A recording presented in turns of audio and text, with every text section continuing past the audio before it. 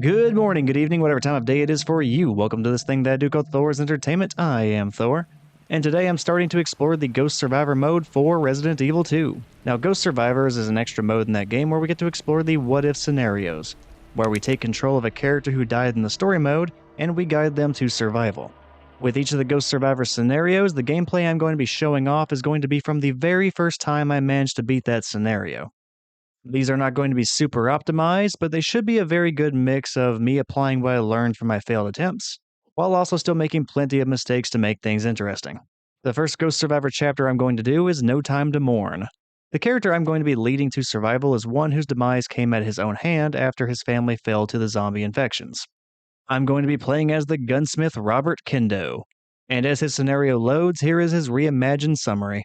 Here is a tale of a future that never was, a night that never dawned. Looking at the small, lifeless body beside him, Robert Kendo turned a gun to himself, when then he heard the sound of a radio which kept him from pulling the trigger. The voice of an old friend crackled through. "Robert, partner, please respond. I've secured a chopper to get us out of here. Rendezvous ASAP. I'll hold position here until you arrive." That guy has always been stubborn. After he's made up his mind, he won't hear anything different. So Robert says, "Forgive me, Emma. Daddy's gotta go." Robert stood up. There was no time to mourn.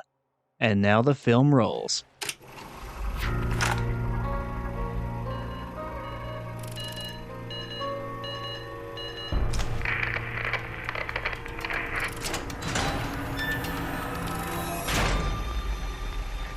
We are starting in Kendo's gun shop, but we have to get all the way to a construction area, that way we can meet the helicopter pilot. And here is a police recording with a hint of what is to come. Simply titled Police Radio Recording. And it says, "This is Officer Mills, HQ, please respond." "This is HQ, what is the situation?" "A new monster. They've got glowing eyes, like real creepy bastards. My partner took one of them out at point blank range. The thing died, but when it did, it released some kind of purple smoke. Shit!" "Officer, remain calm." "The smoke hit my partner head on. Now he can't stop coughing. Seems like he's having trouble breathing. What the fuck's going on? Aren't we going to take care of these things with PZ gas?" "Calm down. We are currently confirming with Umbrella R&D." "Shut up! That gas! Something's not right. Instead of killing them, it's making them mutate." So that document foreshadows the gimmick of this Ghost Survivor scenario. We are going to be dealing with purple poison gas zombies, and they're also going to have white glowing eyes. If we get bitten by them, we are going to be poisoned. If we kill them, they will also explode into purple smoke, and if you are too close, you will still get poisoned. So we're going to have to dance around them the entire scenario, along with normal zombies, lickers, plant people, and also possibly some more enemies. We lure the first of the poison gas zombies towards us outside of Kendo's gun shop. Then we can run around them and evade them without taking any damage and without wasting any bullets. And then we just take the safest route we can along the streets until we get to the parking garage for the Raccoon City Police Station. Now inside of the Raccoon City Police Station's parking garage, we're going to find a zombie with an explosive tank on its back. Now we go ahead and show him and the other zombie buddies he has all huddled around him the ending to Jaws, and then we proceed down the manhole into the chemical plant. Down here is where things start to get a little bit tricky. Now we're going to have to trigger the event where a licker spawns, and as soon as it spawns, we need to run back into the room we were in previously, and hopefully it does not end up hurting us in the process. Now the reason for this maneuver is that the licker cannot enter that room. We can freely shoot at it from the doorway without risking any damage until it dies. And here we go. And mission successful, no damage. Time to kill this thing.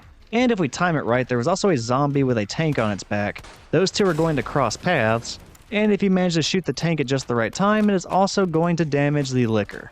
Now after patiently taking out the zombie one pistol shot after another, it is finally time to switch to the shotgun. We headshot the first normal zombie, but we have to be very careful when we navigate to the next room because there are going to be a bunch of poison gas zombies in that control room. Kendo lures them out of that room one at a time. He kills two of them with headshots, and then one of them is stunned and sent falling to the ground after a shot in the shoulder. I save the ammo and leave the stunned zombie on the ground to encounter the next gimmick of the scenario. And that gimmick is going to be the backpack zombies. Now there are going to be zombies throughout this entire scenario wearing these backpacks like they just got lost on a hike or something, and whenever we kill those zombies, we can loot their backpacks.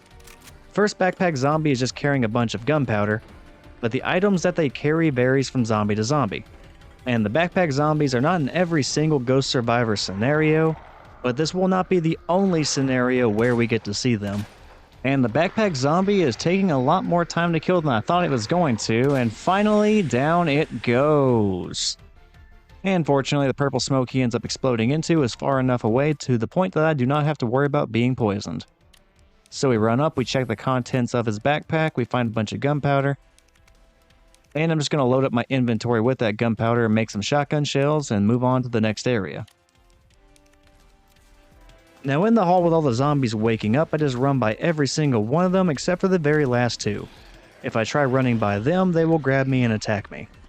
So 2 headshots with the shotgun solves that problem, and I remain damage-free for the scenario. Although that damage-free status is definitely not going to last forever. And time for another gimmick, the vending machines. Now similar to the backpacks, the vending machines let you pick an item, but you are only allowed to take 1 item out of the 3 that they make available to you. So you need to pick out the item that you want very carefully. Also, like the backpacks, these are in a few different scenarios, but not all of them. I take the flash grenade from the first vending machine, that's going to be really useful later on. And then I find a bunch of zombies just sleeping on the floor and being lazy. Take the opportunity while all of them are sleeping and while I'm standing on the stairwell to go ahead and shoot the zombie with the backpack at a distance. That way I can safely take it down without alerting the other zombies. And then I can sprint directly to the backpack, pick up the items, and then get to the elevator without getting mobbed instantaneously. But whenever I am on their level, the zombies will wake up and start to get to their feet. I should have just enough time to get the elevator to me, but, well, one of them decides not to cooperate and he ends up taking 1 shotgun shell to get away from me. But fortunately that backpack contained plenty of extra gunpowder, so I crafted myself plenty of extra ammunition, so 1 shotgun shell is not going to be missed here. And now they are awake, and I actually get kind of lucky here because I shoot the purple poison zombie in the head, but it does not die. Which is really good because if it did die, it would have exploded, and that poison gas would have poisoned me at this range. I definitely did not think about that in real time when I was playing the game, but looking back on this footage, I got really lucky right there. And after I escape on the elevator, I find myself in front of another vending machine, and that is where I get stumped for a moment. I was trying to decide which herb I wanted, but I was kind of struggling with the decision. There was an argument to be made about each of them, the red, the green, and the blue, but ultimately I chose the green one for an emergency healing option. We then continue our sprint into the sewer maintenance area, and we go through all of that to the next elevator where we can enter the actual sewers. And naturally, being back in the sewers, we are going to be confronted by some adult Gs. We only have 1 blue herb and 1 defensive item though, so we really need to play this one carefully. And I guess this is a good time to mention that there are no storage boxes, no saving points, and no random items along the way besides what we find in the backpacks and the vending machines. So what we have right now is basically going to be it until the very end of the scenario. My plan was to lure the adult Gs to the ledge, and then I would try running by them once they are locked into their diving animation. Whenever that animation occurs, they cannot attack me. Problem was, I was also having to deal with the poison gas zombies. And unlike the adult Gs, the zombies can actually climb up on the ledge after me. So that made things a little bit tricky and I partially got what I wanted, but then the plan completely fell apart very, very quickly. The adult G that I saw ended up diving the way I wanted it to, but it does not do so anywhere near me. And because it is so far away, I could get ambushed by the submerged monster at any time. I also ended up killing one of the poison gas zombies a little bit too close, and the poison gas cloud ended up leaving me in a poison status. And of course the adult G pops up as soon as I'm in the water, charges me, grabs me, and forces me to use my flash grenade a little bit too early.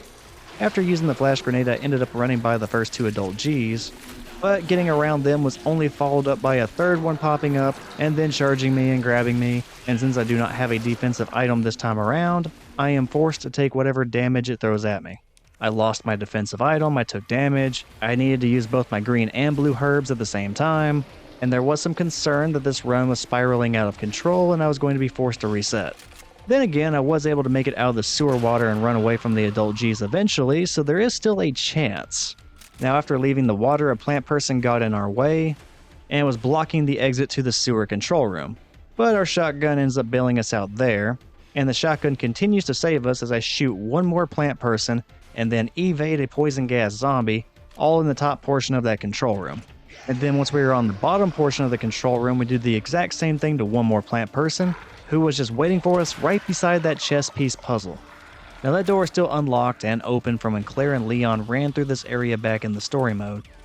and thanks to them solving that puzzle for us, we are also able to run through. Now this is where we get the final gauntlet of enemies. We're going to be taking the same path that Claire and Leon did whenever they were fighting William Birkin version 2 back in the story mode. In the beginning, we are faced with a group of poison gas zombies, but we do manage to get around them pretty easily. Next up, we have an adult G in the power room, but even more easily than the poison gas zombies, we just run around it. And then we head to the really hard part. The walkway to the crane platform is packed with a bunch of different kinds of enemies. There are going to be zombies, both normal and poisonous, but there's also going to be a plant person.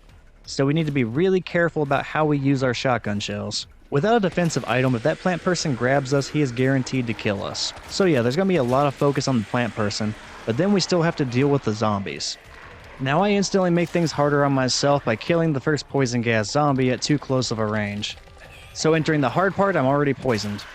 Now the damage from the poison does not worry me too much. What really scared me was that your character can start coughing and choking at any moment while they are poisoned. So it leaves you open to attacks that you cannot defend against, and that's really terrifying whenever you have an enemy that can instantly kill you like the plant person. Somehow though, through all the choking and the reloading, I do manage to hit all of the plant person's vulnerable areas, and he falls to the ground and he is stunned.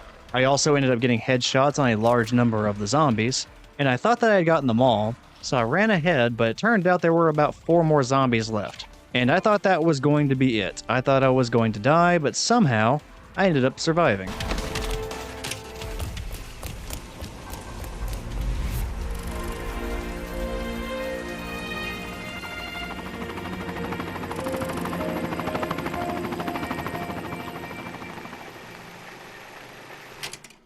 You know, since that construction area is only reached whenever you go through the sewers, it never really occurred to me that that crane platform was outside. I always assumed it was underground like the rest of the sewers, but apparently not. And I guess I really couldn't tell because it was nighttime. Like every single thing around you is in the pitch black anyway, so it never occurred to me that above me was a dark sky as opposed to just whatever ceiling was in the sewers. That is not really important at all, but I kind of noticed it for the first time when playing this scenario, and when I saw the helicopter flying down to get me at the crane, I was a little bit confused at first, like how the hell did a helicopter get into the sewers? And then it occurred to me I was outside. So yeah, I kind of felt like talking about it. Anyway, that is going to be the scenario No Time to Mourn. Of all the Ghost Survivor characters, I think Kendo is probably the one who did not want to survive the most. Even in his what-if scenario, his revised history still has him losing his entire family. I think it would have been more interesting to give Kendo a scenario where his family is not dead yet, and you actually have the opportunity to save them before they get infected by the zombies. Then there is the potential for him to have a happy ending where he escapes the city alive with his family as opposed to escaping the city with his family dead and him being alone for wherever and for however long his life is after that point. But that's not what we get, so oh well. I mean, that's fine. It's still cool to play as Kendo, and it's still cool to see how he possibly could have survived. Next up, I'm going to be playing through the scenario Runaway. In that one, the character that we're going to be taking control of is going to be the mayor's daughter, Catherine Warren. Now, Catherine was killed by Chief Irons in the story mode, but since we're talking about scenarios where these characters survive, obviously that's not going to go down the same way. And that one's going to be really interesting because we don't really know anything about the character of Catherine. We only really got to see her in story mode after she had been deceased for a pretty good amount of time. So yeah, I'm looking forward to that, and until then, thank you for watching this video, and I hope you enjoyed it. If you did, feel free to check out the other things I have on the Thor's Entertainment channel. I have plenty of other Resident Evil videos to include a playthrough of the original Resident Evil's remake, and a bunch of other Resident Evil 2 remake videos like this. So yeah, thank you again for watching the video, take care, and hopefully I will see you next time.